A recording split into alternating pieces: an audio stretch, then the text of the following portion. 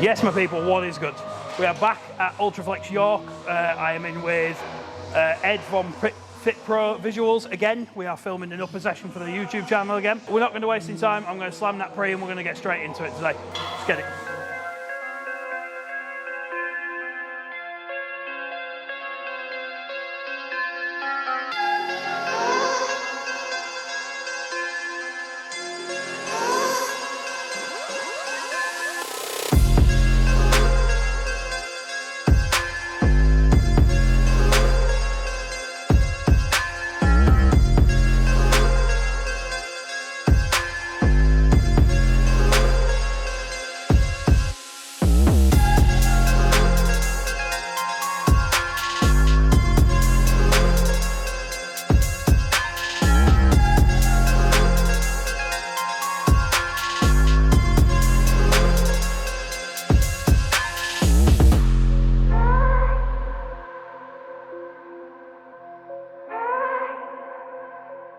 Right, first exercise, Atlantis incline press.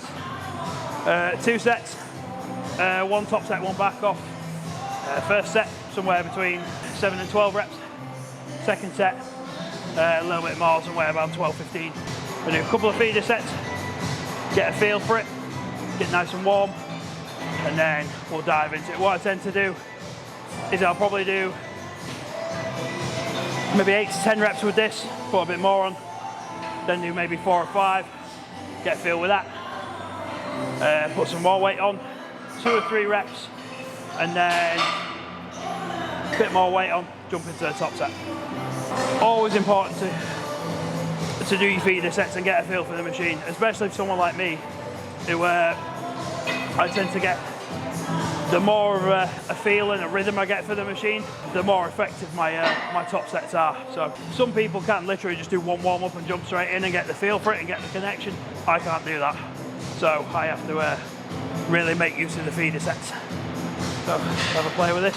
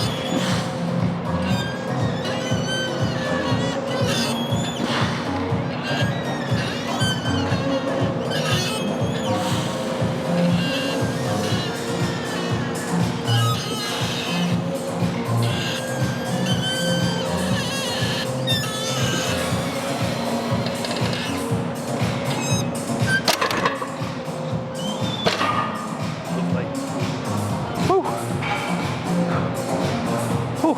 8 reps, not bad. I think the most I've ever done on this is, I think it's 3 plates aside for 7 or 8, so 2.5 for 8. I'll take that.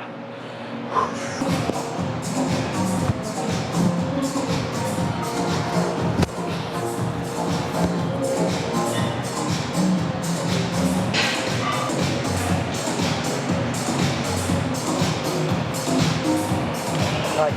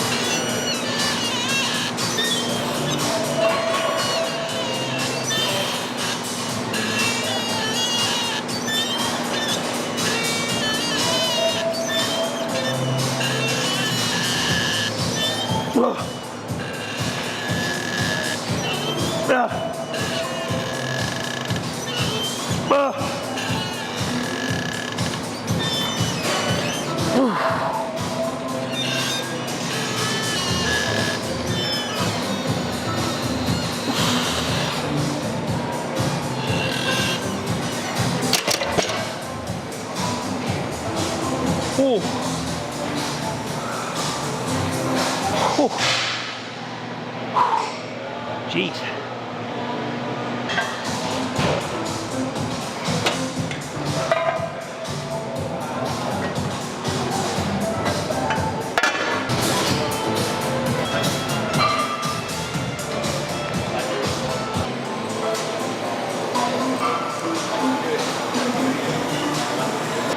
So because we've done no back work whatsoever yet in this session, I'm effectively going to warm the lats up on here using a nice light weight and just focus on the contraction. Again, working up a few feeder sets, make sure everything's working, everything's firing.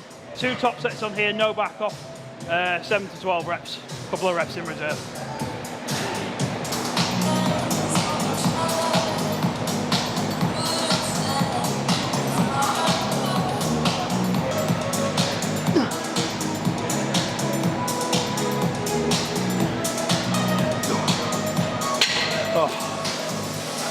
Oh, that feels incredible. Key thing to remember when you're doing any lat focus work is your primary driver, or the thing that should move first during the movement, is not your hand. It should be the elbow. You are driving backwards with the elbow, not pulling through the wrist or the hand. And this elbow, you'll notice, doesn't come parallel back, it doesn't come in a straight line back. I'm slightly aiming it down towards, if these are the back pocket, where your back pocket would be. So you're trying to put that elbow into that back pocket, squeeze it, and when you're coming out, don't overextend the shoulder, because you'll take the tension off the lat. And we want constant tension.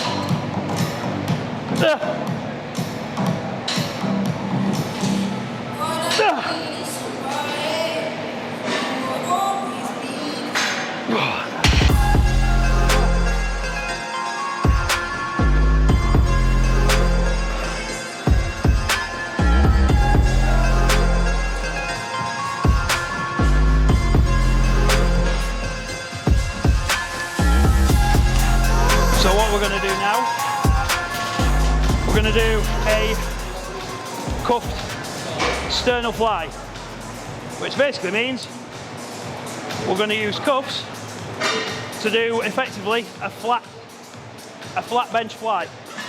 Sternum, middle of your chest. Simple as that. Same setup again. I think I've got 4 sets on here, 10 to 15 reps. A couple of reps in reserve. But for those of you that have never utilised cuffs for an exercise like this, I highly suggest you do. It might not be for you. You might prefer to just use the handles or use a conventional machine. But the advantage of using cuffs on something like this is you take all of the leverage off the shoulder and simply put it all on the pec where you want it.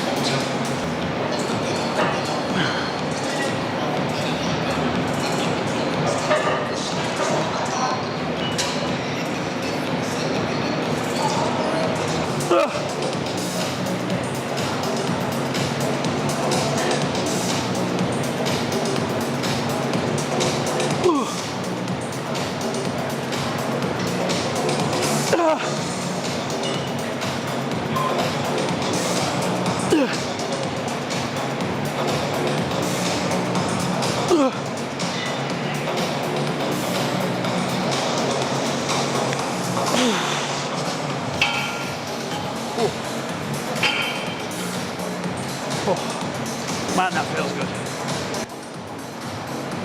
Woo!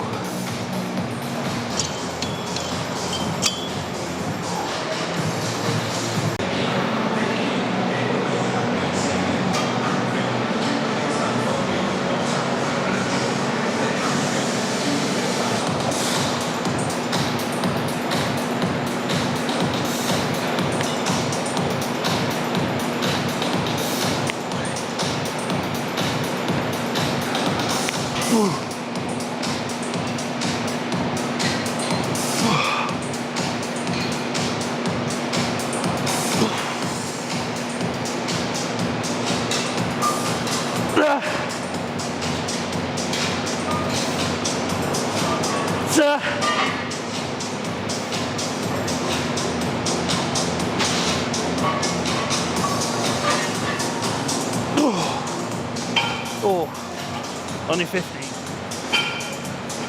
Woo! Feels so good to be back in here. So good. The downtime after the shows is always lovely. And it's always nice to, you know, take your foot off the gas. Enjoy some time with friends, family. Get some good food in you, know, but there comes a point where you start to get that itch. Where's my routine? Where's my logbook? Where's my this? Where's my that? And you just want everything back in place. Mainly because that's what you've been used to for so long. And it's going to get you the results the fastest anyway, put it that way. Being consistent, adhering to your routine. There is a balance, but I think if you want to be great and succeed and do really fucking well at something, I don't think balance really comes into it. It does do it to a degree, but it's always going to be heavily sided on wherever your goals lie. And if your goals matter that much to you, the fact that you're having to sacrifice a few things or swing that balance to one side won't matter a shit to you, because your goals are your top priority.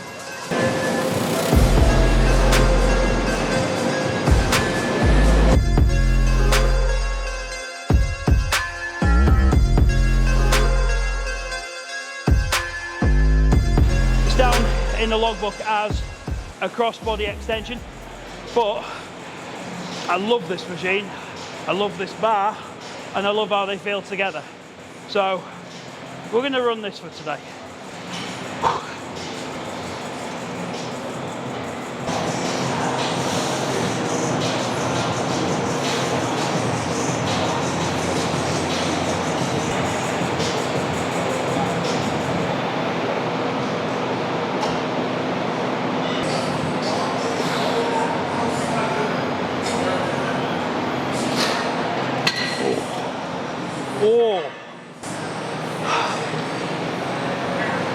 You'll have noticed when I was doing that as well,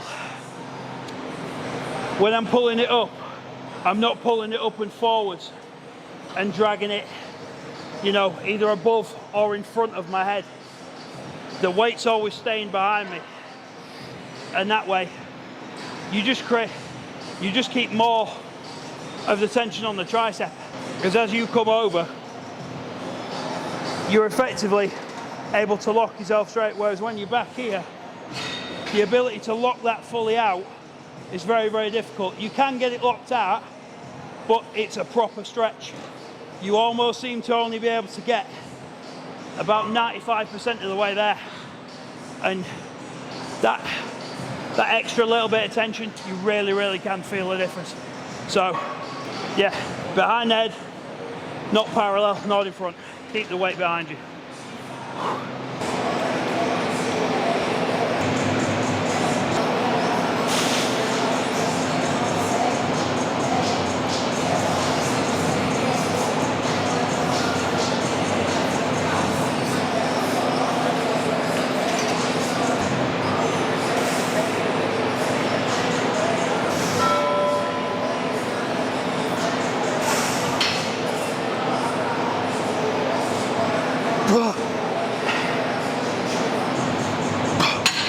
Oh, got 15 that time.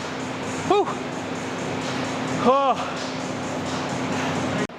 I have a very, very difficult time connecting with my biceps when I'm training. So what I generally have to do is jump on something and effectively just pump and pump and pump and pump until I get the feeling, till the connection comes.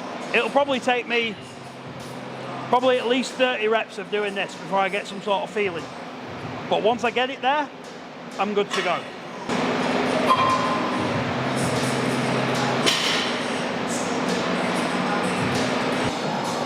So now we're activated. I'll put the weight up a little bit. Go on to doing it dual arm. 3 sets, 10 to 15 reps.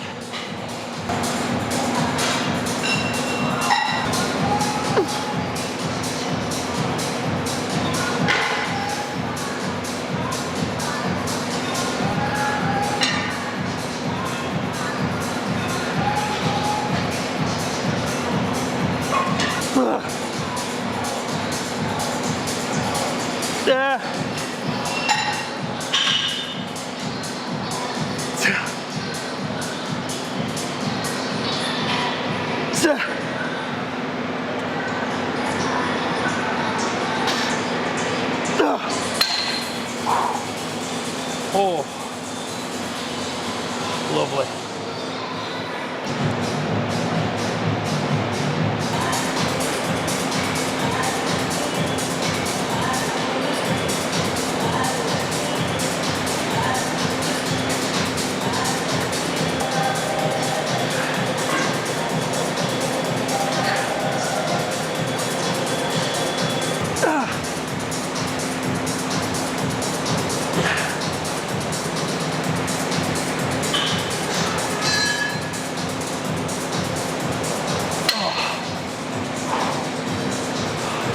Biceps done.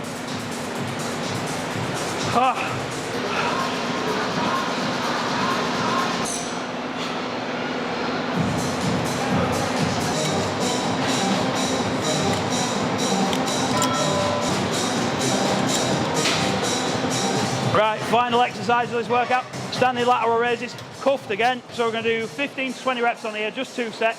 Fill the shoulders full of blood, and then get the fuck out of here because I am ready for my cream of rice.